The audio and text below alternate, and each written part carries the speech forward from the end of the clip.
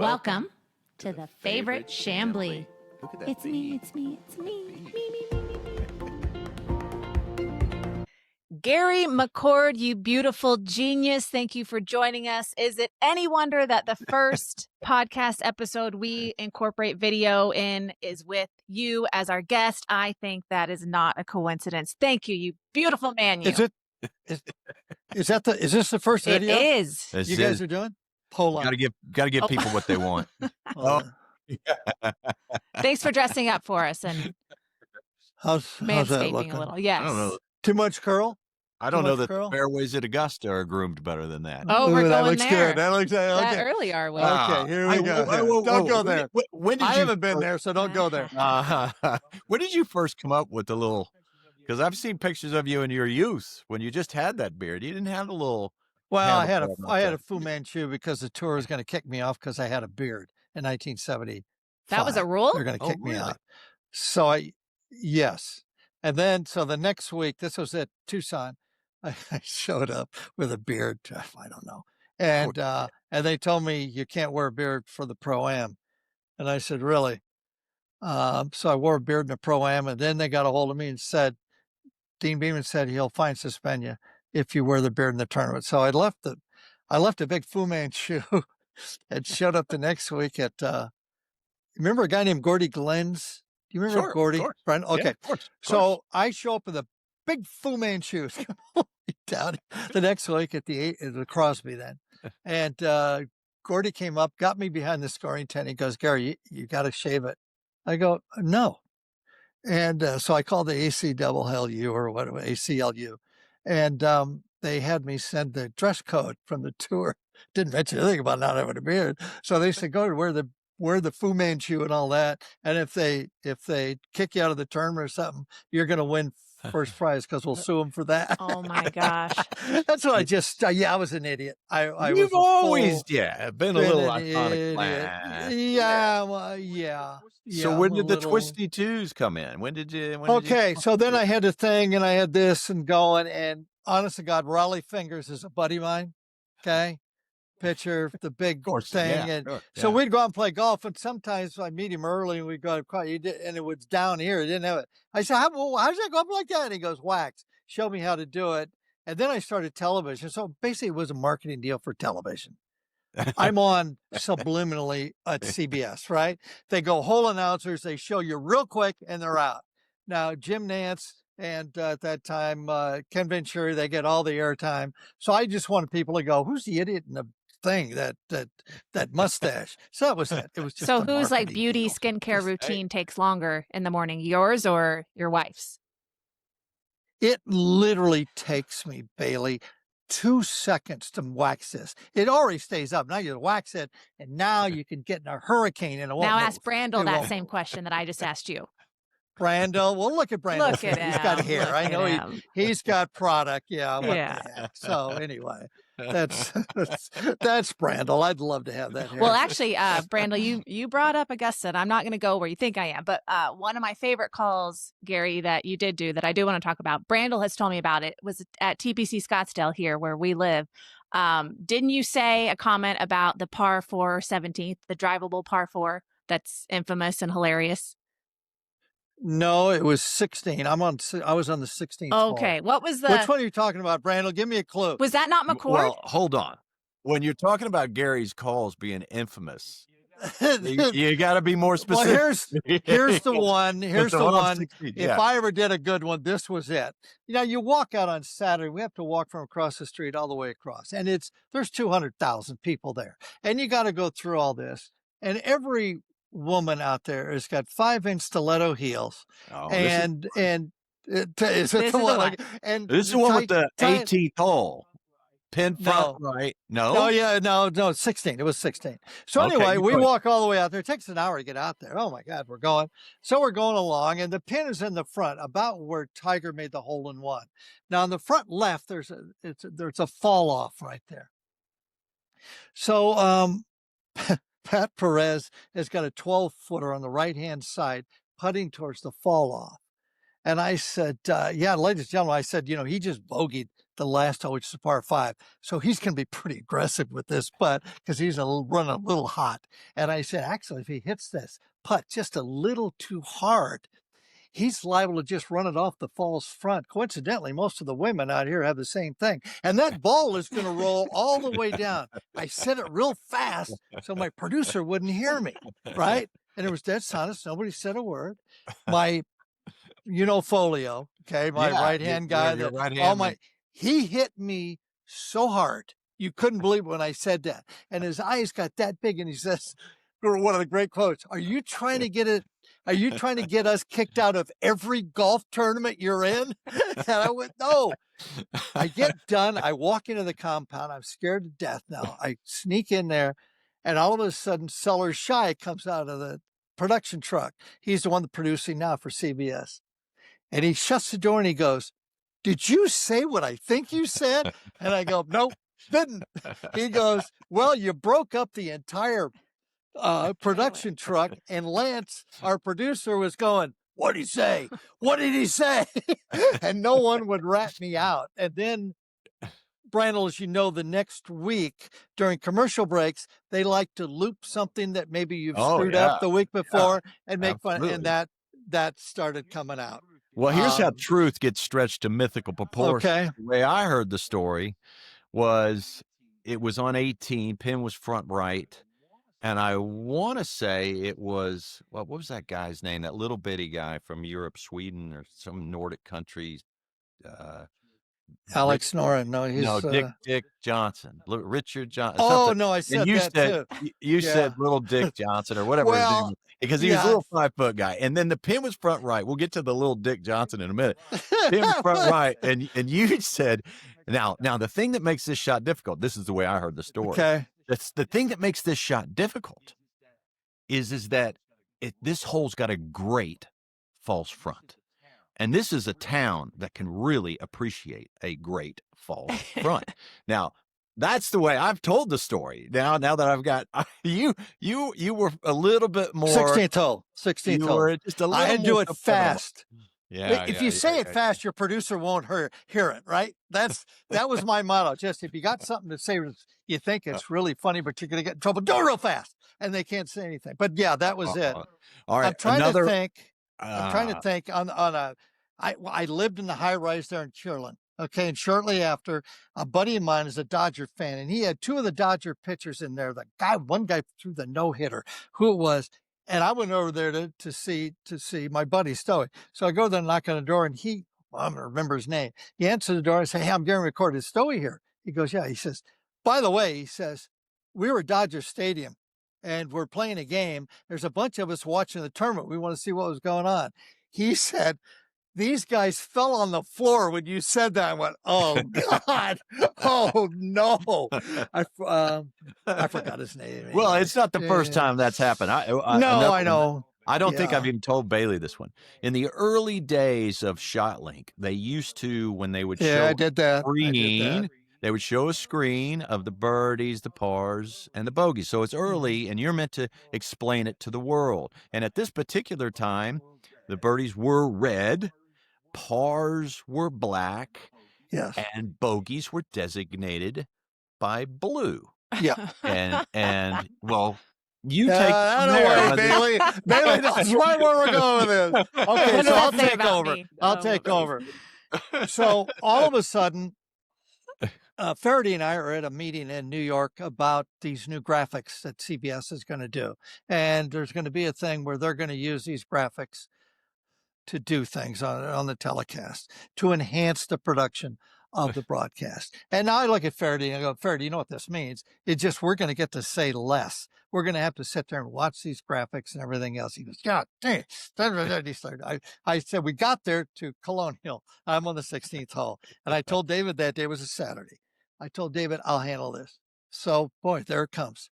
comes in, the last group comes in, and here's this green splattered with golf balls everywhere. Some in the bunker, some over there, some on the green. And I said, ladies and gentlemen, I said, I'm going to walk you through this. I say, you can see right there where the white golf balls, those designate pars. So you can see they're not really around the hole. Now the red ones, those are the ones that guy hold. You can see one in a red bunker, the red ball in the bunker. I said, that he hold that one. And I said, and you can see the blue balls. Those will really hurt. You don't want to have those. Oh my gosh. You're not wrong. You're not wrong. I know. And that made air. All hell broke loose in the truck. All hell broke loose. Feherty got laughing so hard he couldn't talk.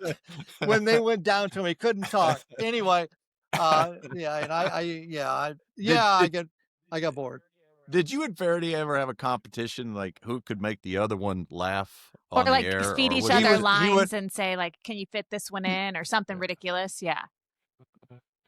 Oh boy, the stuff we did was brilliant. It was so funny. One time, I've told this story before. One time, Bailey's probably never heard this.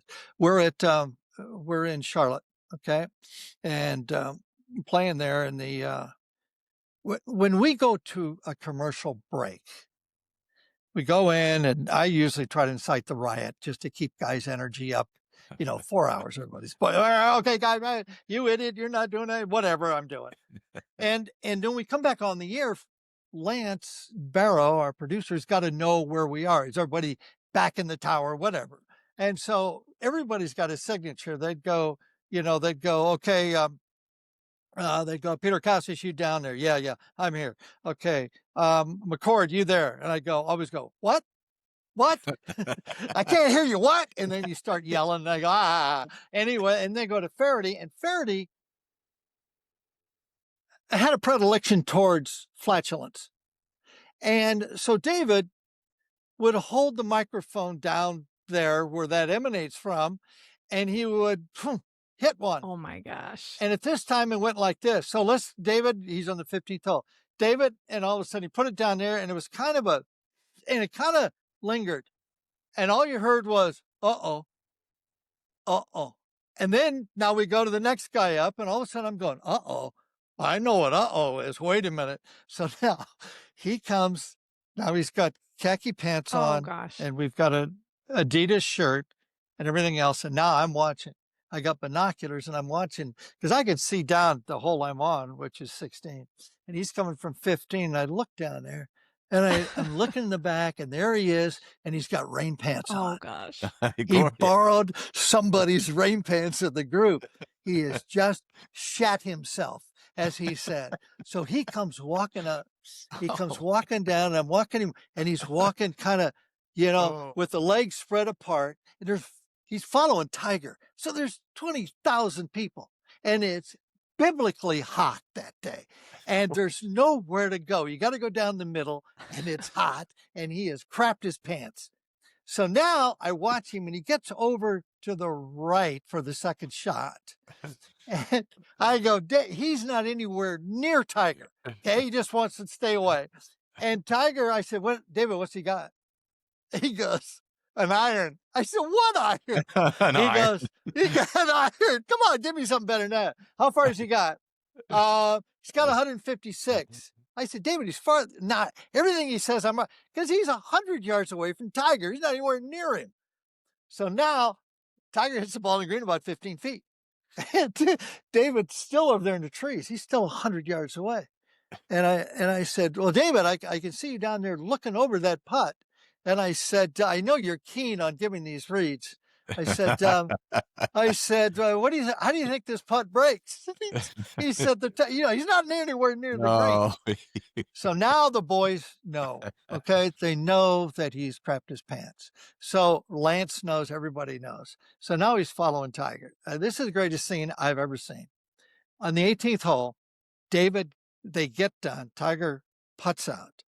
And the 18th green, there's Charlotte, there's people everywhere, our compounds right up the hill. David bolts for the compound. And Lance goes, David, stay there and get an interview. No.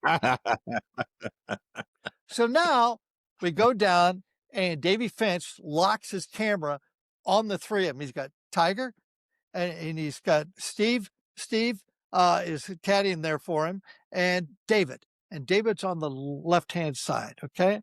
And Tiger's there, then Stevie's on the other side. And they're sitting there. Now, Tiger, as you know, hates to do interviews, and he hates to wait to do interviews. So they're sitting there, and Tiger's looking around like this, and he's going nuts. And he looks over to David, and he goes, David, he goes, when are they going to come back off the commercial? And he goes, Lance, when's he coming back? Tell him a minute and a half. Tiger goes, he's going, oh. Anyway, we're counting down, and we go back, and we go, 10. He starts to go, 10, 9. All of a sudden, Tiger goes, No. what the? And he turns to Stevie Williams, who is really good at flatulence. And he goes, no, you didn't. And he goes, no, I didn't do it. And he turns to David. And as he's turned his head to talk to him, David goes, I shot myself on 15. Well, now, one, take it over. And David's down. He's got the mic. Tiger runs. He goes the other way. David's trying to interview him, and he's walking away. It was absolutely hilarious. It just, because the camera was fixed, and he just ran off the camera going that way. Wait, what if that And was then this? David went up Like, and I changed want to his go look pants. this up. I want to see this interview. That didn't happen. Oh, gosh. Yeah. Just stuff like that. It kept the game fun. Let's Yeah, put it well, that I way. should have known. You two didn't have to try to make each other laugh. Incidentally, No, I don't know that yeah, we anybody's ever described farting more elegantly than a predilection to flatulence. Thank you for that. I appreciate that. You're That's welcome. actually, when I post this, I may just title this one a predilection Predilection of flatulence. Yeah. Yeah. Just leave it at that. I've tried to tell Bailey some of these stories over the Well, years. we're Bailey, talking about- I know you wanted to ask Gary where this zaniness comes Yeah, from. we're Well, we were talking talking about- about where did pants. it Hold on. originate? We got to stay with this theme for another story. Yeah. And this one involves Okay. Which one? you, Oh, splitting your yeah. pants during a tournament. Oh, yeah, that happens. Well, people not don't as react the violently way as you it did. You happened. put towels in No, front I and know, I back. know. Yeah, I was in Memphis in July playing the golf tournament. It's a good time to play a golf tournament in Memphis. It's Yeah. July. Yeah. How's And this is Atlanta in back in the February? day- Okay, side note. Go on. Same. Oh, yeah, exact same thing. So except the other way. So we're playing. And this is the days when we used to wear bell bottoms and really tight plaid pants. And I had some cotton plaid pants on, and there were bell bottoms, and just looking I was spiffy gonna say, I for bet they were fashionable. 1979 or Yes. oh, Beautiful. fantastic. I had hair then, and I was unbelievable. So You anyway, peacock. we go out there, and I mean, it's hot. It's really hot. Now, the one thing, when you're not playing really well on the tour, your whole existence in life is to try to get your 4-iron airborne. That's it. That's the one. You set that goal. I need to get in that range. I can't hit a 4-iron at all up in the air. I need to get it out. So I just practice, you practice and practice, and it's hot, and you just, you're dying. And the last thing you think about is having to do your wash. Because in those days, we didn't have courtesy cars. Nothing. So you had to go out, and we couldn't afford to have the hotel do it. It was too expensive. So you Right. had to go out and find a washateria, it would call, and invest some time in putting your clothes in there and sitting there with everybody else in those washaterias and doing that. Well, my 4-iron wasn't getting in the air. So I had gone rogue. And for 4 days now, I had been in the battlefield of having no underwear, because I didn't have time to do it. The So battlefield of having out no there and underwear. That's what I'm going to caption my yes, post when I promote this. that's what it is. So anyway, I'm out in the 6th hole, and I'm playing with. All I remember, I was playing with Rod Curl, who is a 100% win-to Indian, and I forgot the other guy. So we're going along pretty good. We're just trying to survive, make a score, try to survive in the heat. And I bent down to do a putt. And I was very good at doing the squatting plumb bob, which is Oh, yeah. it's so articulate when you do it, Looks good. because there's a certain way to get down there and then hold the putter up as it hangs perfectly to see what tilt it was. And you know, I'm 6'2", so it took me a while to get that. Now, as I was descending from about the 10th floor down to the basement, I started to hearing a rip that was beyond comprehension. And I got halfway down, and this thing now had blown up. And I looked down, and from my zipper blew up, and it went down around behind and up to my belt on the back. It just went boom everywhere. So I immediately went like this because there was actually people out there watching me. I have no idea why. They were watching Rod curl. I immediately I called my caddy over and I said, come here. I said, go in the bag and get my rain gear, get my rain pants. He goes, why? I said, and I went, look. He goes, holy, whoa, don't do that. I said, no, I won't. Just give me. So he says, I don't have that. It's in the trunk of the car. That's 105 degrees out there. None of the caddies are going to overload their bag with stuff they're not going to have to carry. So I go, no, go the other caddies. He comes back. No, it's in their cars too. Nobody has one. I went, what am I going to do? I can't walk. I can't do anything. The boys are going to come out and it's hot. And so I looked at Rod and I went, well, there's an idea. I said, give me the towel. So I stuck the towel in the front of my pants and let it hang down like a loincloth. And then I had one of the caddies had another towel in his bag that they were going to use later. And I got that and put it in the back. So now I had a loincloth in front and a loincloth in the back. And now meticulously I had to go about, and Bailey, I can only say I understand now why you girls, when you go to lower yourself, you kind of put your knees together. And that's exactly what I had to do to make it petite, okay, and non-observable, okay? So I put it down, and then Brandel, you can come in with a golf on this. So now I go and I putt out. And when I went down, I understand when you girls go down with the skirts, you put your hand there so that it folds down that way, right? Yeah. I caught on right away. I went, that's easy. Boom. So I go to the next tee. Now, Brandel, in the old days, I had a very shut club face at the top. And if you have a shut club face at the top, you have a lot of leg movement going towards the target. A lot of going down because you have to hold off the toe of that club going that way. Well, I had that. But I couldn't do that with two loincloths. I had to really redo my entire swing to now get the toe to release and my body to stay there and not slide down because the boys wanted to come out and say hi to everybody. Sure.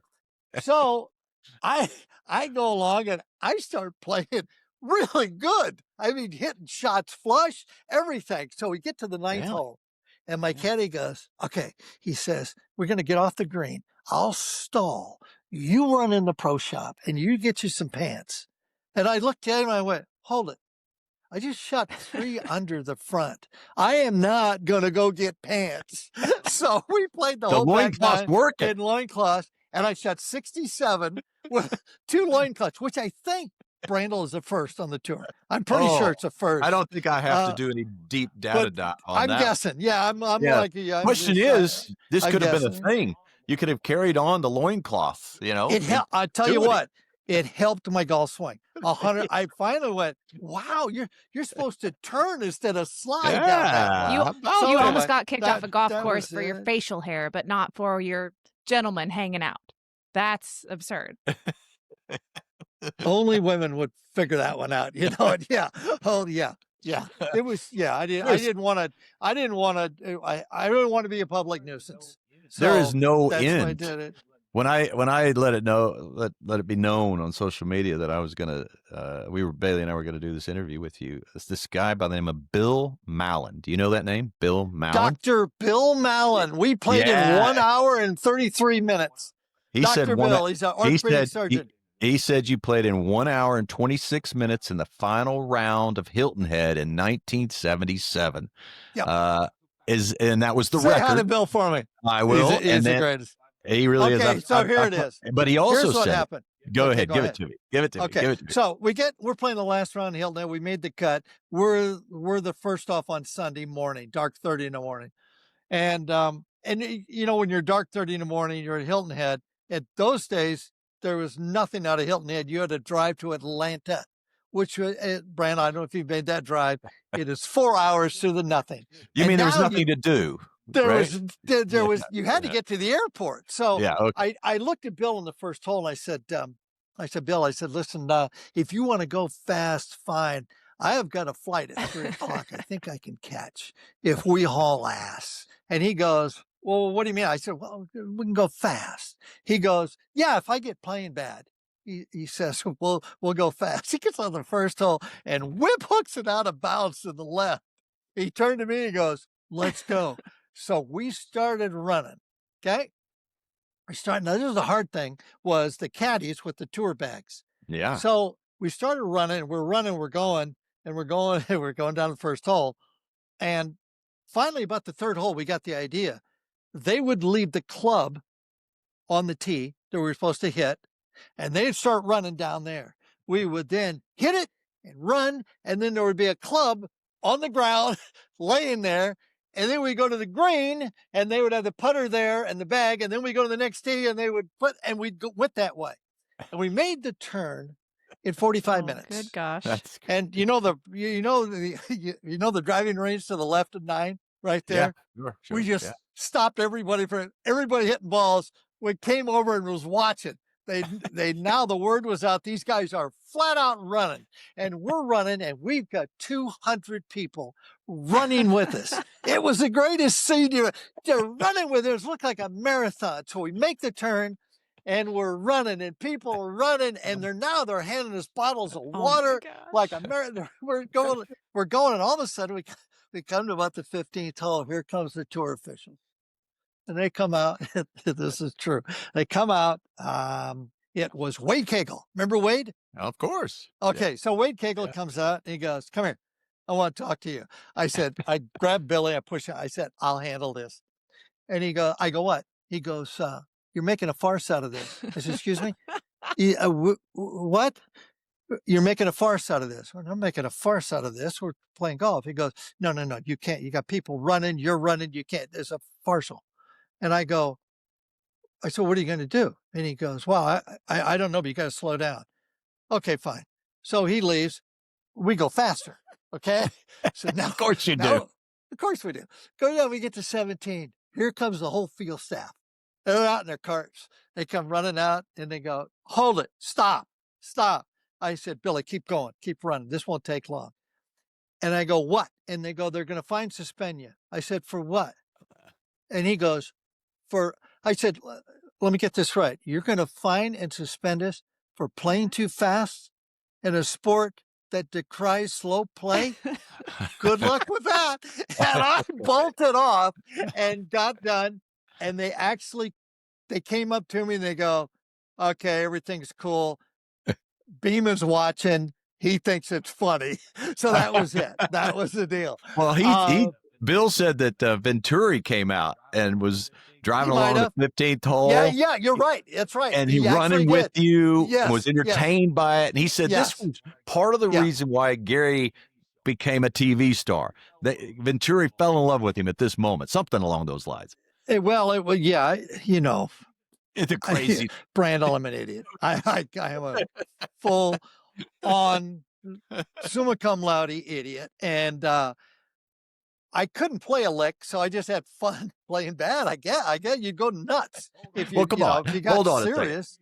You stayed on tour from 73 to what, 90, 91? 74 to That's 90. a long time when you can't play a lick. Time. Didn't you finish second to Ben Crenshaw in 73 at Q School? Is that correct? I finished second, 12 shots back, 144 holes. 144 holes. We got no money, and we went from Pensacola, and then we had to go to Myrtle Beach. What are you guys doing? Why don't you stay in Pensacola? We'd have to get an airplane to go fly for no money.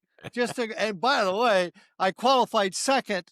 The first tournament stop I made was the next year, because that was the last term of the year at qualifying school. I showed up, and it was at the LA Open. I live in Riverside. I go to register on Sunday. Listen to this, Bailey. You want to talk about hard days? I go to register and I go down to Riviera to register, and they've got a thing there, and I said, I'm Gary McCord. She's looking down the deal. She goes, Mr. McCord, you're tomorrow at 1:20 and in a place in Los Serranos. I said, Los Serranos? That's back where I live. That's 50 miles inland. And she goes, yeah, there. I said, isn't there a qualifying? Don't we have one? Why wouldn't you have it closer? And she goes, oh, there's one closer at Hacienda. And wait, there's 2 qualifiers?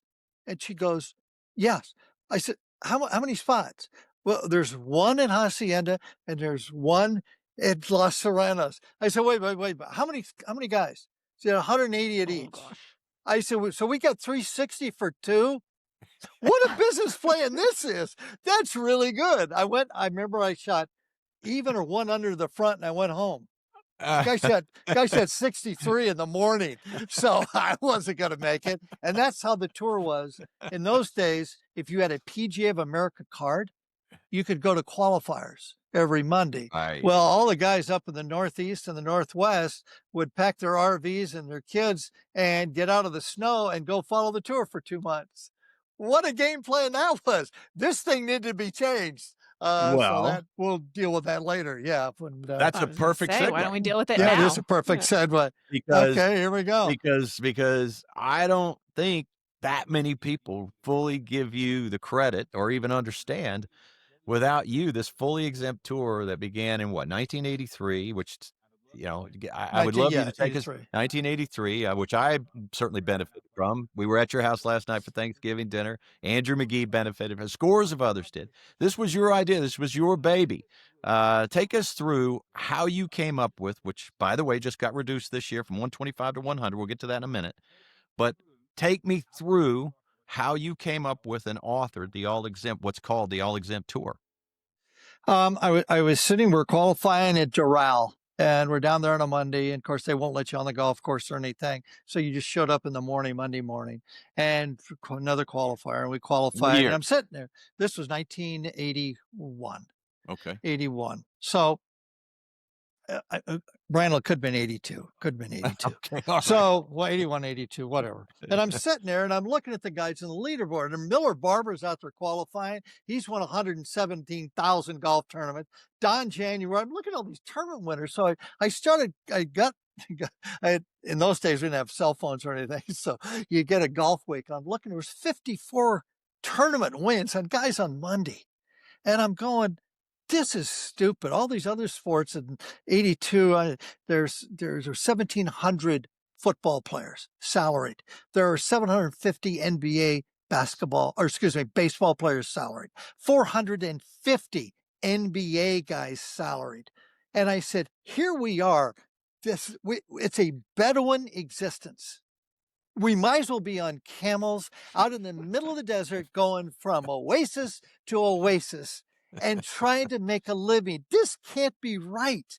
And so I just went, okay. I went home and got every Golf World at that time. Golf World was the deal. And got every Golf World and started coming up with a plan that we could take the top 60. Let me go real fast because this will help when we're going to do next. The PGA Tour started and the PGA of America was running the players. And in 1968, the players went, okay, hold it. We want to do our own deal. So they separated from the PGA of America and became the ATP, which is the Association of Tournament Players. And they then started off on this tour of top 60 guys exempt. The rest of us, there were about 300 guys traveling. So it was about 70% of the guys were qualifiers. And I just saw that as a really benign situation for trying to make a living. It just wasn't going to work. It didn't, the numbers weren't, nothing was right. So I went back home. I took about 6 weeks off and came up with a plan. I got in a car and I went to, we were in Tallahassee, and I had this plan. I'd practice it and everything else. Over my head, got all the numbers right and everything. I went to, we were in Tallahassee, and we were all staying at the Holiday Inn. I talked to the guy. I got the ballroom. He gave me the ballroom. And I went and I put brochures, wrote them off, and had them. They helped me at the hotel. They were great there. And I made these pamphlets that said, players only meeting, new tour. It was a new tour question or something like that. I put anyway, tapping guys on the putting green come, Wednesday night to the deal. And Randall, the only reason guys go to these meetings is because they get free beer or a sandwich, right? They never right. show Well, especially up, back then, right? Like nobody's making a good wages. Because we're all qualifiers. Yeah, we're all qualifiers, all of us. And these are the guys that we're gonna have to turn down if it didn't work. So I want to talk to them first because I thought I'm going to make this a labor union movement from the bottom up. If you hand anything from the top down, these guys they'll put the bat shield up and go, no, I don't care what it is, we're not doing it. So I went the other way and did that. And I went in and I started telling these guys, blah, blah, blah, blah, blah, blah. Here's what I think. Here's what I think we ought to do. And I said, at the end, guys, let's raise hands. If I get 51% of you guys to say yes, try to get this farther up the ladder, the food chain, then I'll do it. So we got more than 51%. So the next move, I took it to Mike Crosswhite, who was then a player liaison to Dean Beeman and the policy board. And I took it to him and I said, here, these guys want this to be looked at to see if this is feasible. So did that, started playing again, second week. After doing this, I get a call from Ponte Vedra. Dean Beeman wants to see you. Gary's done it again. Gary's going to get in trouble. So I show up and Dean he starts talking. And he goes, you're the guy that can do it. Do what? And he goes, you're the guy who can get that done. And I go, you're not going to yell at me? No, we've been trying to do this for years. Joe Dye said, qualifying is the stupidest thing in the world. I know it's the stupidest thing in the world. We've tried to get this done. We can't get it done. You're the guy that can do it. So we have a meeting in Houston. Now I'm a qualifier. I'm an idiot. I'm never out there. I'm just beaten. I'm awful. Now I got to go to this big meeting in Houston in front of the boys with Jack and Arnold and Trevino, and I got to get up there and I got to spew this thing to see if these guys want to do it. Well, all my boys want to do it because they want to have a living, some kind of, and these guys don't want it on the other side. So I get up and make my plea and everything, and it passed. It passed. So we went to the all-exempt tour, 1983. We went from 60 spots to 125. Okay. So those guys were exempt. They could make a life, plan out a living, get married, have kids, and actually have something. So, right. You change the face of the tour. So changes the face of the tour. Then every other tour in the world started playing by the all-exempt tour. And I thought I was an idiot for not copyrighting or patenting this thing. Because as you know, Randall, I'm an idiot. So anyway, happily ever after, and then I got elected to the policy board 2 days after. I don't want to be on the policy board. I'm trying to get a 4-iron in the air. I don't want to go to meetings and read crap that I don't understand. So that's what happened. And we talked about it last night a little bit. I was lucky enough to learn from Dean Beeman on the structure of we started marketing programs in PGA Tour Productions was a big, huge deal. We were going to do all the production to Steve Reed, one of the players, brilliant guy, wrote this manuscript on what to do and everything. And so we were involved with really everything getting started. The trucks out there for all the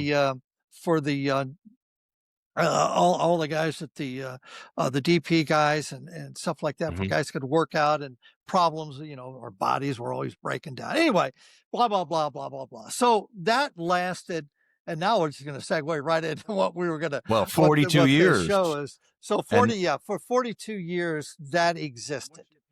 So what's your opinion now? What's going on from 125 to 100? Everything's striking. New commissioner. Tell me where do you think the tour's at now? So, where's it going? Okay, so this is how this whole thing started with me recently. I get a call from Adam Schupak. And Adam called up questioning the same thing. Gary, we're going to go from your all-exempt tour to now cutting off and in subtraction. What do you think about it? So I went blah, blah, blah, blah, blah, blah, blah, right? And I said, I don't like it, but they think because Liv's got a small group of really good players playing, we've got to get smaller to offset that. Okay, blah, blah, blah. So then we get done.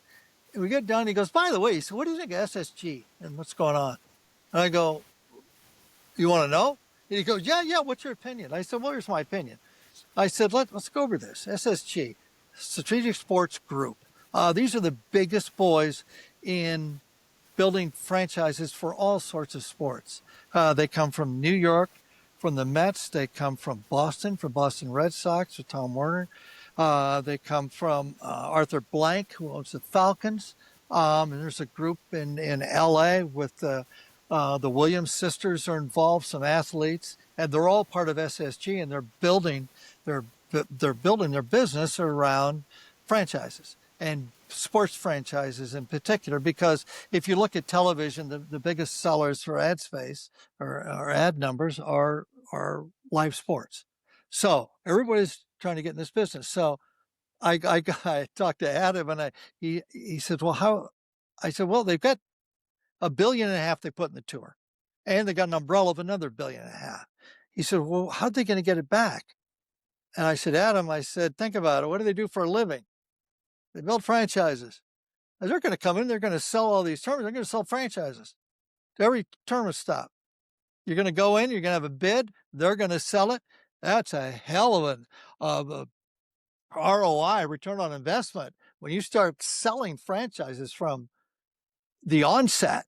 And let me just give you the onset, and the model is basically Jerry Jones in 1988 bought the Dallas Cowboys for $148 million. It's now, according to Forbes, worth about $10.5 billion. There's your model. That's their business. And he goes, what? And I go, they're going to franchise a tour. Oh, he said, that's interesting. So anyway, he writes the article on what I thought about the all-exempt tour going the other way, subtraction. So we come back, and he calls me and he goes, Gary, I get so much information on the last part of this stuff with you. Can I write about that? Are you fine with that? And I said, sure, put it out there. So he talks about, I think that we're going to go to franchises, and, we got to look at their $3 billion investment into, Brandel, the profit side of golf. Well, as you know, the golf tour is a 501c6 nonprofit. So SSG is going to come in for the profit side. Are they going to sell more T-shirts, more sleeves with 3 golf balls for $3 billion? And so anyway, he puts that in an article, and I don't think anything of it. And I'm reading, and this is the acceleration of what we're going to go through here in a second, and what we're trying to do. So we're having a press conference in India, Indian Open, and as you know, that Rory's there. So they asked Rory the same question. What do you think? What do you think about SSG and where we're going to go? And Brian Rolap, who's now running it, who was second in charge under Roger Goodell with the NFL, so you can see where they're going with this. And so he starts answering. He goes, by the way, has anybody here been reading what Gary McCord's been talking about franchising? He said, I'm going to paraphrase this, but it's pretty cool. I can't wrap my head around it. I don't understand it, but it sounds very interesting. And that's when I went, people are reading this. So I got together and I started thinking, and I got smart people around me. And I will say this again, Brandel, I'm an idiot, but I can organize. And I started to I looked at all aspects of what I'm going to try to do. And that's television, that's taxes on 501c6s and 501(c)(3)s and for profit and all that. And then I looked at LIV. I got somebody there. within. I got, and then I looked at tournament directors and guys that run these, actually run them, people that are hands-on developing the tour or have been developing the tour, and tried to get their expertise in our room. And our room was basically not emails, but we were just kind of doing tag team on the internet, and I'd wake up at 4 a.m. and go, guys, how could this work? Could this possibly work? And then we would get, we'd start to get a group chat, well, yeah, but So this went on. We've only been doing this for 4 weeks about what we're going to talk about here. It took 4 weeks to do this. And these guys all love the game. We haven't spent a dime, not one dime on this. But, and so these guys that I've got that are at my command in a chat, I told you who they were. I can't use their names because there's a lot of reasons. They're embedded. Yeah. Really sharp business guys, for sure. Just a hell of a group tremendously of guys. successful. Yes. But hold on. Let's go back. Got it. Like, how could a franchise even work in the game of golf? Because look, football and other sports, they derive franchises from regional passions, from passions for living where you live, from alma maters, from fantasy leagues, from gambling, et cetera, et cetera. Golf derives its interest not from being a spectator sport, but from being a participatory sport. So I just don't understand give me some idea of how a franchise might be created around a golf tournament. Well, we're going to open up to the free market. Okay. So obviously these franchises are going to try to build equity in their position of, there'll be 36 of these franchises. Okay. And we'll get to that in a second. So what they're going to do is they're going to go in the community and they're going to be for bid. So we don't know where they would be. Probably the major cities. That's where the money is. There's a lot of rich guys that like golf. And then we have a lot of different revenue streams that we can apply to this within the community. Team golf. I'll show you how we're going to do team golf with what we're doing. I'm going to show you how we're going to take franchises, and the tour is now trying to reduce the number of tournaments, trying to reduce the number of players that can make a living. Brandon, you know how many really good players are out there. Right. I couldn't disagree more with what they're trying to do. Yeah. If we operated right now, next year, okay, under the format we're going to have, we would not have had J.J. Spahn winning the U.S. Open. He wouldn't have been on the tour. We would not have had Ben Griffin winning 3 tournaments. They're not even out there. Scores of underdog stories. Yeah, absolutely. Yes, anyway. So what we're going to do is we're going to go in and we're going to try to take all those things that are negatives, that I think were negatives, like reducing the number of players that can make a living, reducing the number of tournaments. That's all subtraction. We're going to try to make addition to subtraction.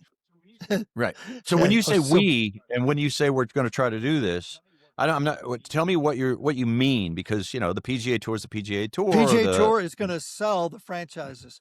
That's the ROI. Did they know this? SSG. Nobody knows this. But they can't do this.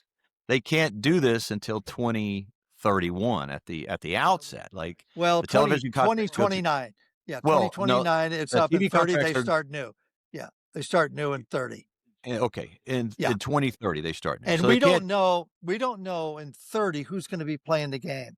It's probably not going to be major networks. They might be, but it's going to be the new boys in the block. It's going to be YouTube. It's going to be Netflix, Amazon, Apple. I'm talking right now to Amazon and to Netflix. You think the PGA Tour will abandon linear TV? Not linear. What we're going to do, I don't want to start jumping, around, and I'll get to those questions. Okay. But anyway, a franchise is set up, Okay. and it is going to be run as a business. It is going to be for profit. Sound familiar? That's exactly what SSG. That's the only way they're going to get back $3 billion if they put it out. They don't want back $3 billion. They want back $30 billion. They tend to want to 10x their money. Bingo, exactly right. They want to do Jerry Jones. Okay, so there's going to be a lot of involvement with a lot of money and a lot of people in that business. And what we've got to do is we've got to coordinate that on the tour with what we've been doing. We just got organizations that are 501c6s running this. Now we're going to just shift to for profit because SSG bought it. And the guy that's running our tour, I heard, is a really good guy. Don't know him, is a smart guy. And he was the guy under Roger Goodell, number 2 guy in the NFL. So just put on your detective hat and you can figure out what these guys are going to do. Okay. So let's say we go to franchises. All right. So we're reducing the size of these fields. How are we going to have addition by subtraction? Yeah, I agree. Well, I started thinking about that and I went, okay, Brandel, why is our tour linear? And it's just golfers playing tournament after tournament, 46 of them in a row. And I said, you look at the other sports and the marketing potential, all the stuff they do, they have different leagues in their sports. NFC West playing NFC East, National League against the American League, hockey has leagues, and what do? Well, 2 leagues would play independently and go along, and then at the end, the winner of the one league would play the winner of the other league, and we would have a Super Bowl, we would have a World Series, we would have a Stanley Cup, we would have NBA basketball championship. So why are we doing this? Because our tour for so long, our pyramid has been upside down. It's been pointing at one guy, Tiger Woods. If we're going to succeed because of Tiger, it's not a good business plan for long term. It's not a good one. What happens if Tiger gets hurt and goes away? Tiger's hurt and he goes away. Now we've got this pyramid going this way. We have no base. We don't have players we can start bringing in and trying to develop and market them and trying to build this thing on a bigger platform. So here's what we're going to do. All right. We're going to have 2 leagues, 18 tournaments in each league, 18 because there's 18 holes. We got to start making this thing a lot easier for these people to digest. Right now, the golfing public has no clue about FedEx points and what I don't know. And I've been out there 107 years. I don't know. So we're going to try to make this easy. We got 18 tournaments, and that is the Jack Nicklaus League. And then we have 18 tournaments, the Tiger Woods League. There's going to be a draft early in the year, and they're going to have 5 representatives of the 5 franchises out of the 18 in one side of the room and 5 from the other. We're going to have a draft. First pick, boom. Who you got? We got Rory. Okay, who you got? We got Scotty. And we're going to go doom, doom, doom, doom, all the way down, 110 guys in each league. You're going to draft 140 because there could, guys are not going to play for one reason or another. So this stuff is coming to my head. And as you know, there's a lot of shit in my head. So, sorry about that. What we're trying to do now is get a much brighter, a flatter and bolder base of our pyramid to build these leagues. So we're going to have 110 guys tee off in each league, and we're going to have a 70-man cut. And then, so we've taken the tour now, we've made it smaller because we only got 36, 18 in each. There are going to be 5 majors. I'm including the players as a major. As you know, it should be a major. It's the best field, blah, blah, blah. Yeah, it's a major. So though they will play, and obviously the guys that are on the money list, how they want to use that, or if it's the world ranking points accrued by playing in these 18 events. And as you know, the tour is trying to get it smaller and smaller so these guys will play, right? So you're talking about these franchises or these teams will play each other? Or will No, help they're me? going to play in their own league. They're going to play 18 No, no, tournaments I in got their that. league. 18, Got it? 18 Yeah. tournaments in their own league. Yes. And then Uh, they'll play 5 tournaments. Collectively. Both leagues together are going to compromise the field of 144 at the players, right? So you're going to take that off both the leagues, and they're going to play there. The Masters are going to take their 90 off that, because there's going to be there's going to be world ranking points on this, the whole deal. So it's going to be the same structure. It's just, we're going to get it simpler. So what? So if both of these teams are running their own tournaments, so yeah, what are they going to do? Competing against each other in television? I sure hope so, because those media rights. You tell me we can create 36 franchises and they can go any way they want. They can draft anybody they want. Let's say you're going to draft players. I'm going to also draft my league. I'm going to draft guys with personalities, because I'm trying to build equity in my franchise. I'm going to present the best TV package I can get.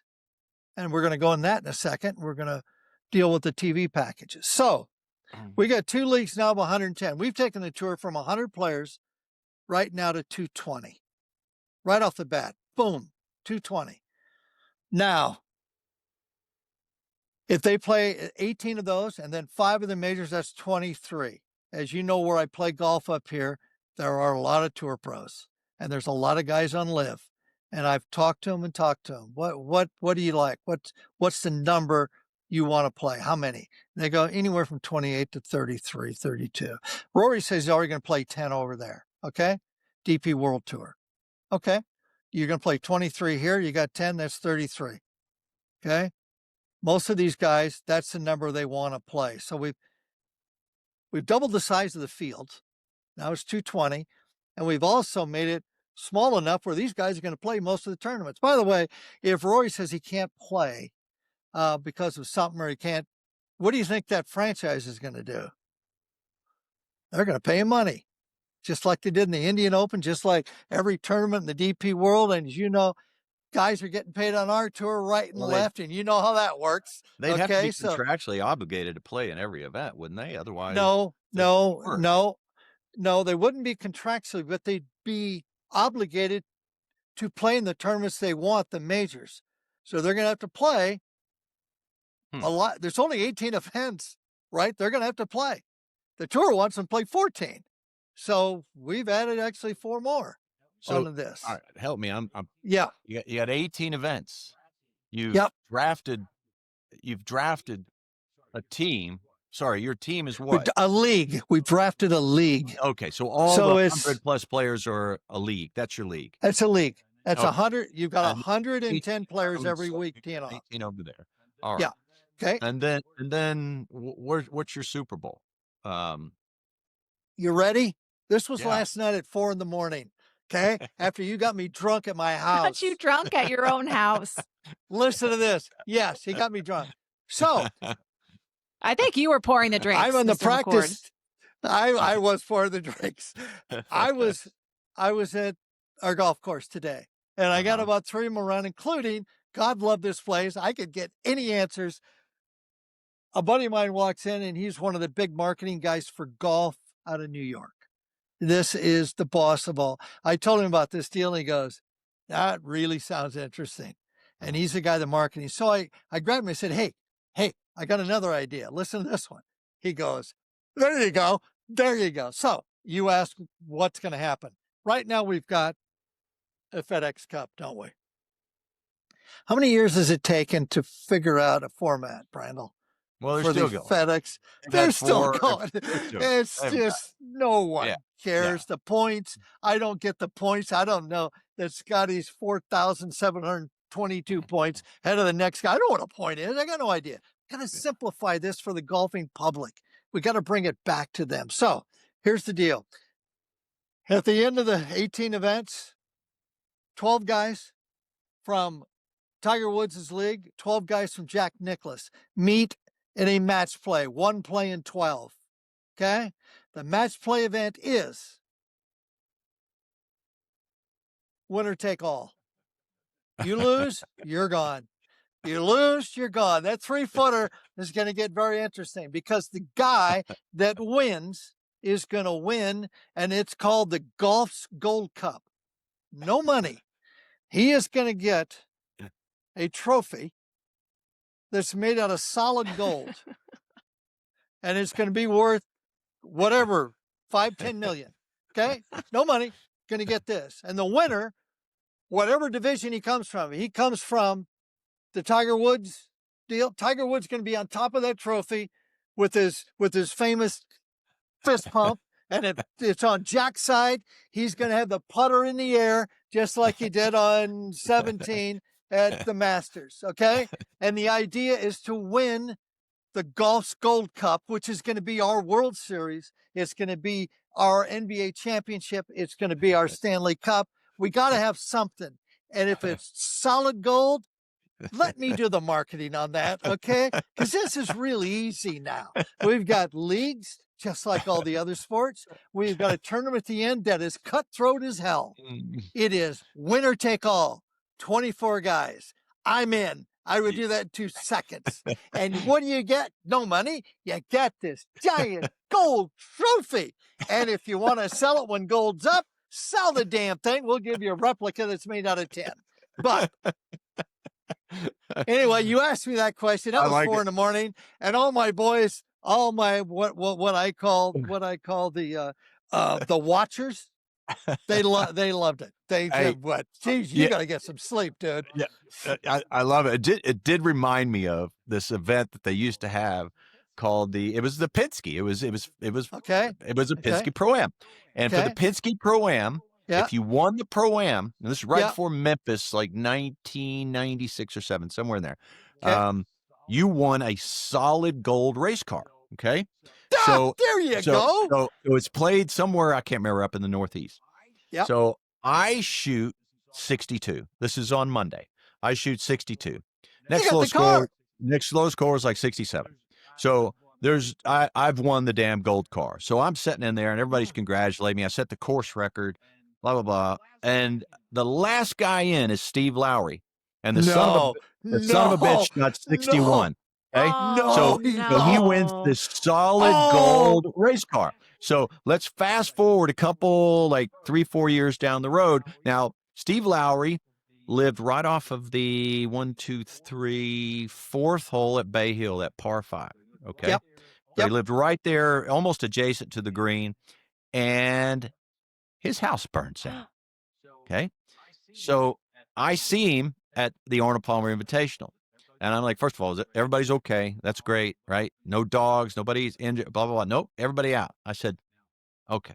Now, you won a fair bit of tournaments in your life, but just tell me what happened to my damn solid gold car. I don't think it burns, does it?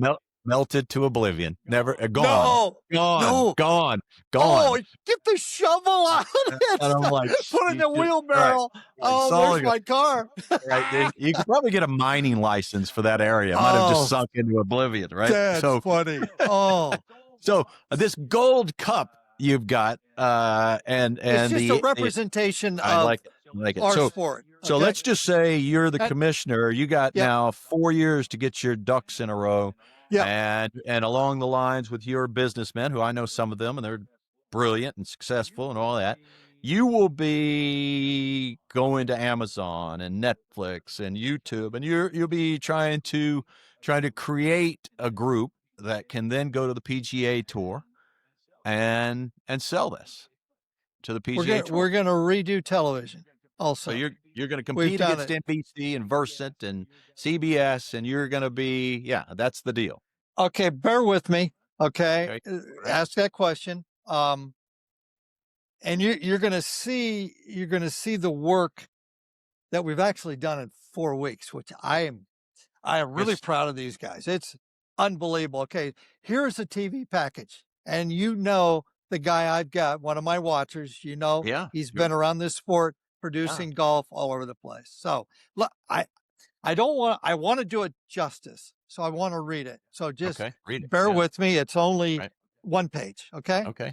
All right. So this is the franchise media ideas. PGA Tour Productions assumes full control of producing all PGA Tour events as they currently do for the PGA Tour Champions and KFT Corn Ferry Tour events now. The network partners become a distributor for the product. The rights fees would be less upfront due to the network partners not having to pay to produce the events. The sales would need to be worked out so it's not the equivalent of a time buy, just giving a guy money, you produce it and go.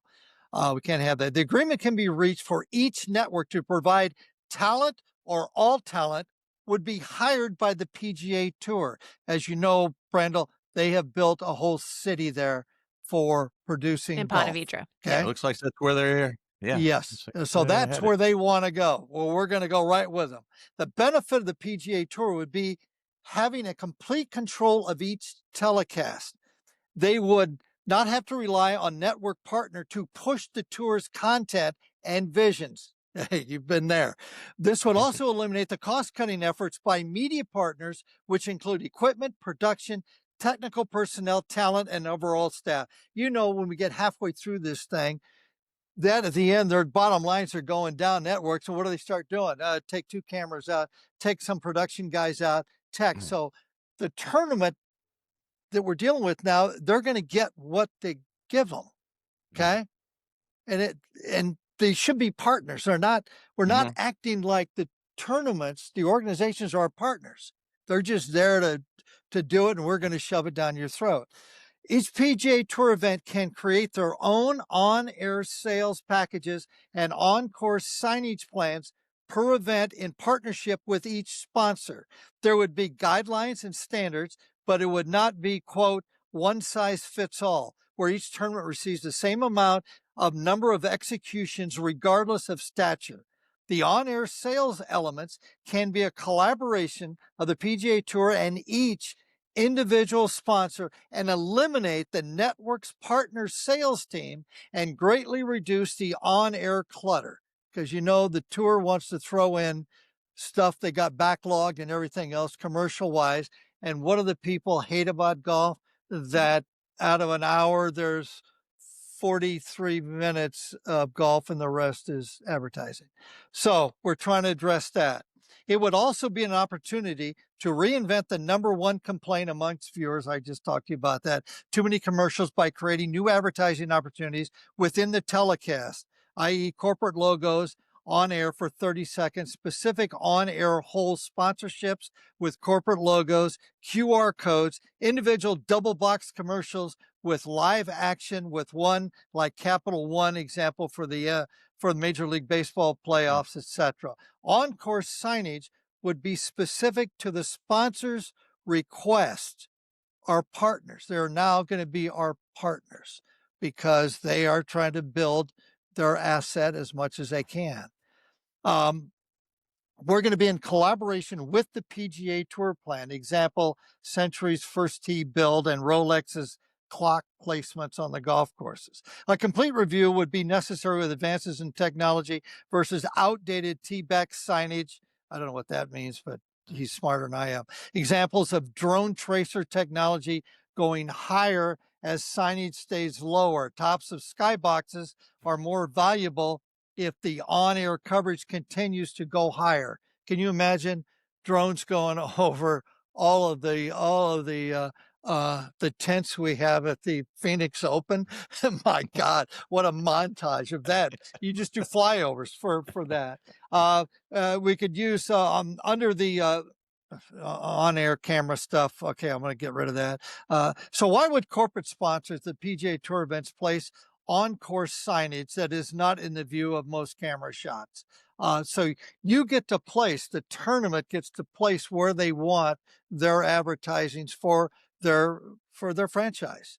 The franchises can have input on camera angles, on-air sales elements, storylines, tee times, etc. The franchise sponsor, this is big, the franchise sponsor will be treated as a true partner with a greater sense of their ROI, return on investment, while the PGA Tour assumes total control of the telecast. So what we've done, we've reversed it. The networks are just the distributors now.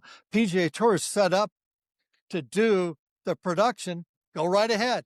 you're working with well, this and this and this and those different franchises. So the PGA Tour, and they're already, I mean, they do PGA Tour Live, they do the PGA Tour Champions. They just become more prolific at producing TV events, but they become, it seems to me, like 100% on the hook for finding the sponsorships, the advertisement, the whole deal. And networks are going to distribute this in your model. Yes. And networks and the other 4 partners that are going to come on board with all sorts of streaming platforms involved, YouTube, so forth, so on. So we built a whole revenue stream for these franchises. One of the streams, let me just throw this in while it's hitting my head. We need to give the players their media rights back in conjunction with the individual franchises. What do you mean back? They've never had them. So never had them. So they don't have them in. They don't have them in any other sport. Yeah, Phil was right. Right. Do they have them in any other sports? And do not media rights? If you give media rights to players, does it not undermine the actual media that is funding the purses and the coffers of the PGA Tour? Yeah, like, in other words, LeBron James cannot just put his videos up anywhere and everywhere he wants to do, or start his own channel. He can't do that. So when you say give the media rights back to the tour players. Okay, so the players. So you get media rights in conjunction with those franchises. Okay, you work out a deal. And you take those rights, and the whole problem, everybody says the tour is so banal now. They got no personalities, nothing. Well, let's take a guy you're always jumping on. I love that. Bryson DeChambeau was a good buddy of mine. And he was. I like Bryson. Yeah, he was a social nerd. I introduced you to him. Remember that? You did? The on the way. Yes. On the way to I said, Brian, come here. Yes. So, yes, you did. And he was socially inept. Okay.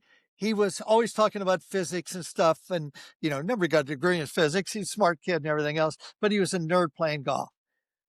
All of a sudden, he goes to live. He gets his media rights, and he opens up and he does a YouTube channel, and now he's doing Instagram. Well, hold on. And the Saudis own his YouTube channel. They fund his own YouTube. it, but they're giving him the rights to use the stuff on air for his personal stuff. So what did he do? He got in front of a camera and learned how to talk to a camera. He learned how to write. He write his programs. Became an entertainer. Everything. He became an entertainer, and a really good one. Yeah. And now that's what I want for these guys to really be able to take their position and take ownership of it and learn how to do it. Learn that when a camera's where you put the camera, to get how to talk to the camera, how to smile, how to have some fun with it.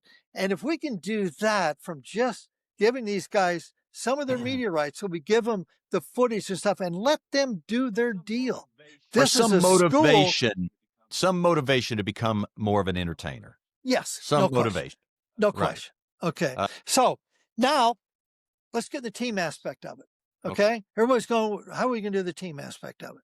So I talked to TGL. Okay. Not too long ago. I said, okay, guys, conversation went like this. Guys, help me with this. You build a stadium for $50 million in West Palm Beach, and it only holds 1,800 people. And I said, you're only using that for 4 months of the year. That's really a bad business plan. That I don't get it. And they go, well, now we're going out to, different parts of the United States and trying to get things together because TGL is backed by SSG. Okay. A lot of money, SSG's in there. So they're part of the tour. So I said, okay, here's the deal we'll offer you. Let's say we provide the stadiums and you can have your league follow the tour, both of our leagues as you want. And you can do it on a Monday, Tuesday. That's when you have the telecast. And I said, here's what we'll do. And first thing I said, does your technology travel? Can you put it in an 18-wheeler and move it? And they said, well, we don't know, but yeah, we probably can. I said, okay, perfect. You move it. You start following the tour. In fact, I talked to the people at the Phoenix Open. We'll run your TGL league on Tuesday night on the 16th hole in the stadium. We will have 10,000 people guaranteed. We will give you food and beverage. We control you do your TV, your contracts with ESPN. I don't know how long it is. And I said, we can get, we want the rights to the platforms, different ones. We'll go sell it. We'll go sell that immediately to anybody. Mhm. We'll sell it to Amazon, Apple, whatever. And now you don't have to build stadiums. Those stadiums are right But here. so then it's not, And you can if, do if your it's league. on an actual golf course, then it's not the indoor Well, they're simulator, not, yeah, right? yeah. But this is not a golf course. This is in the stadium of the 16th hole. Okay. And what we'll put the screen up. I grew up and we'd go into the big drive-in movies. Right. Yep. There's those big screens. The same thing. You're going to drive in. You're going to sit there in the stands. We'll have parties in there before, and we'll make it a show, an absolute shit show. It'll be a ball. And they went, well, that's interesting. And I go, so they'll do it right now in Phoenix. So come on down. We'll start this thing, and you can go follow, because you know that these people are going to buy these franchises are going to probably be from the major cities. It's where the money is. And those major cities all have sports franchises, and they all have stadiums. So we're going to run in and we're going to use your stadium like owls use hawk's nest. Owls don't build their nest. They go in and use them. Okay. And chase the hawks out. I don't know if you knew that. Yes, it's true. So I'm out in the wilderness a lot, as you know. So that's the plan there. Now, how do we do revenue streams for the franchises? Okay, to help them do stuff with team golf. I said, okay, here's what we're going to do.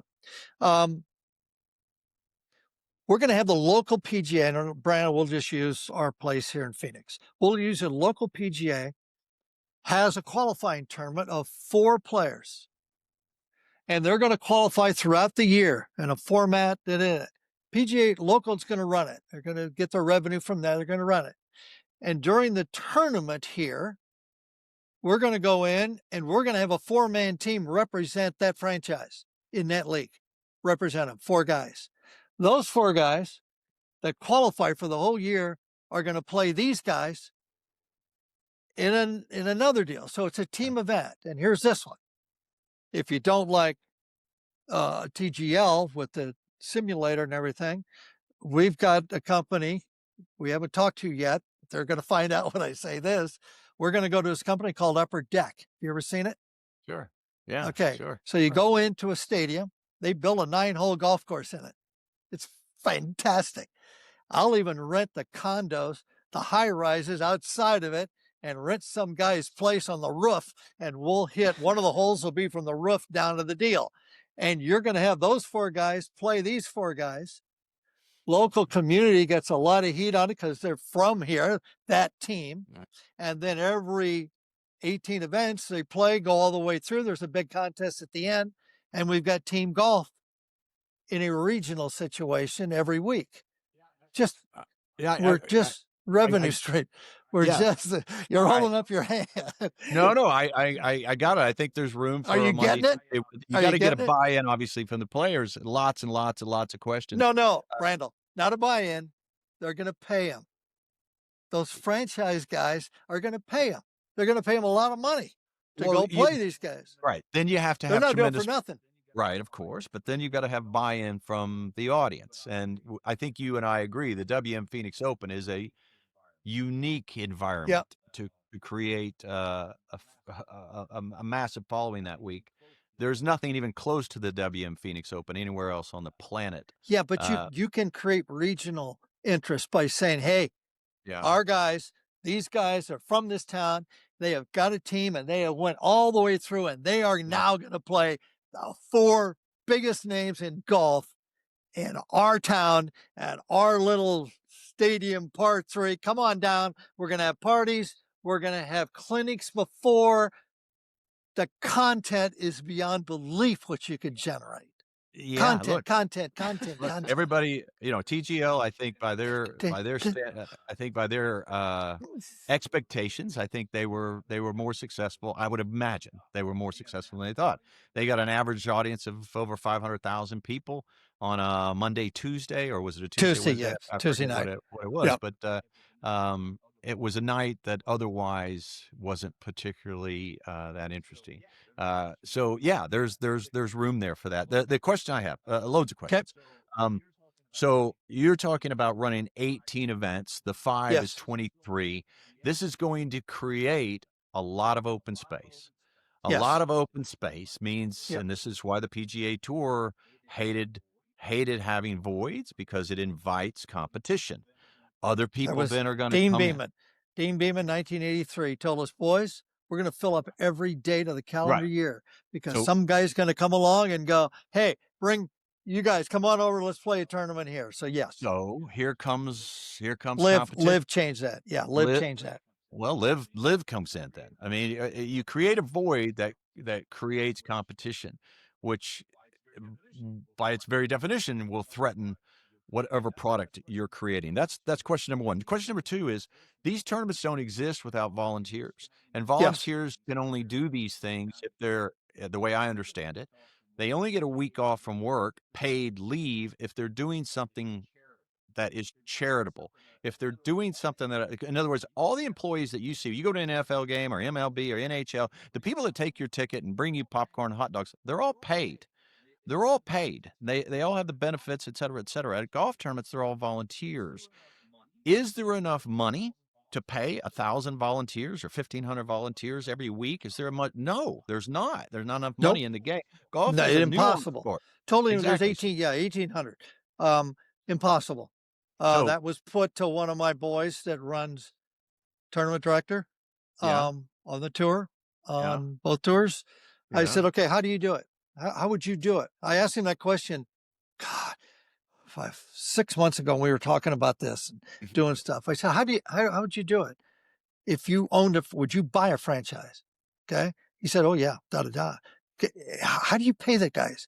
He goes, well, Gary, you got to understand that these people, it's a community. These people, most of them are retired. Most of them love golf, and they want to be there and enjoy the whole thing. It's once a year that they get this. And he says, we give back charity. And his tournaments, he runs concerts. And this is what the tour is going to end up doing. He runs concerts on Monday and Tuesday for his sponsors. And Brandel, you know the concerts he's got. Holy crap. These are A-list guys. Okay. Then he runs 3 concerts on Thursday, Friday, Saturday. Charges a lot of money for the community to come in and do it. So the first thing you do is, he said, Gary, all the volunteers get in for free. They get, I think it's 2 or 3 tickets. They get in for free on that. He says, breakfast, I'll call, let's just say Denny's. Denny's, give me $100,000. We're gonna brand your name. You do the breakfast for the 1,800 volunteers. And then he says, for lunch, I'm gonna get payway, do lunch, 100 grand, get in, get the lunches. We'll do all the advertising for you, everything else. And then he says, I'll call Nike. I'll get 2 shirts. I'll get a jacket. I'll have the name of our tournament and the name of the league they're in. They keep those. And he says, you do all that for them, and they can't wait to come back. And by the way, the charity also, they're going to be working in a situation where those franchises will be giving money back to the local charities. That's going to be part of the deal, as I see it. Yeah. And again, when I'm saying this, this is a structure, and it's going to be redone by the Tour Advisory Council, the players. Okay. I think there's 12, and they're going to redo all of this to their liking. So they hand it to the board. That's how it works. I'm not going in with this and going, here, do this. No, it's got to be done this way if they think this is a good deal. But I think when you looked at all this stuff, that we've kind of addressed everything. We've kind of addressed the main points, which is, how's SSG going to get back their ROI? How are we going to take the tour in subtraction and build our base so we can get more players and develop these guys, market these guys, and have these guys understand the business and how to do it and make a living? And because 100 guys out of all the great golfers in the world. That's it. And there's going to be no elevated events, whatever they call that crap. No, that's insane what they're doing. You got 8 tournaments for 20 million and the rest are for 7, and only 50 guys get in, and the rest of the guys, the 60, they gotta play beyond belief to get to that. That's bullshit. Okay, 18 events. You're gonna have the tours. I have nothing to do with that. The tour is going to set the number for those franchises to live up to, whatever it is. And then you do that and you get your world ranking points and you go about your business, and we'll have these guys will be able to play 30 to 33 events around the world. DP World Tour. Let me go real quick on that. My feelings on that. Live just went to 72 holes. Live has lost right around $5 billion in their tenure, 1.4 last year billion dollars. Their TV rights fees were 3.4 million. The PGA Tours were 650 million. There's a huge deficit there. So why did they go to 72 holes? Their whole thing is to get world ranking points. Okay. Our tour is in business with DP World Tour. Okay. They send over their top 10 guys off the money list and they go on the PGA Tour. What the hell are they thinking about? They take their guys, their Obergs, their McIntyres, they take the best players now in the world and they send them over to us? That ain't going to happen anymore. And what's going to happen is, I think, Live Tour, which they should have done a long time ago, they got 35 events on the DP World Tour. DP World Tour is Dubai. It's their government is investing in it. Saudi money is there all over it. So what I see is, this is pretty simple. And remember, I'm an idiot. They've got 14 events on Live. They're going to go buy 15 events that already have world ranking points, make 30 tournaments, and that's going to be the World Tour, and they're going to buy against us. United States Tour, which I don't think is a bad deal. Ryder Cup, same thing. Okay. And there's competition. We're going to have competition in our sport with 2 leagues, and we're going to have competition with what I think is going to be the World Tour. And their assets over there. And they're going to go different parts of the world, and they're going to have some fun, and we're all going to play golf, and we're all going to compete against each other. And the tour is going to compete against each other with 2 leagues. And that's what our boys, our 8 guys, the watchers have come up with. So, yeah, look, I mean, I love the ideas. I love them flying around. It could be in 2031 that we're sitting here, Bailey and I, and we're like, we were equivalently sitting in the boardroom in Tallahassee Holiday Inn when Gary sprung this idea on us. 42 years later, the idiot's got another idea. No, you are a visionary, Gary. We cannot thank you enough for spending this much time and going into this much detail about all of your thoughts and plans about what the future of golf and the professional game could look like. We cannot thank you enough for spending this time with us. One thing I love about you, I appreciate it. As you get older, you know, there's no quitting you. You're not just rolling over and giving up. You were one of the first people that taught Brandel and myself about AI. A few years ago, we went to dinner, and we'll end with this. I don't know if you remember this. This is right before you were going to do your podcast with Peter Costas. And you were going to interview Max Homa, and we're at dinner, and you're teaching Brandel and myself about AI, and you're like, oh, it's fascinating, right? You type in all these things, you know, give me questions. I'm going to interview this player or whatever. And one of the questions, and then you threw it out to everyone at the dinner table, and we all went around and answered it, was something along the effects of, if you could be an animal to represent you on the golf course, what would it be? Do you remember this? Yeah.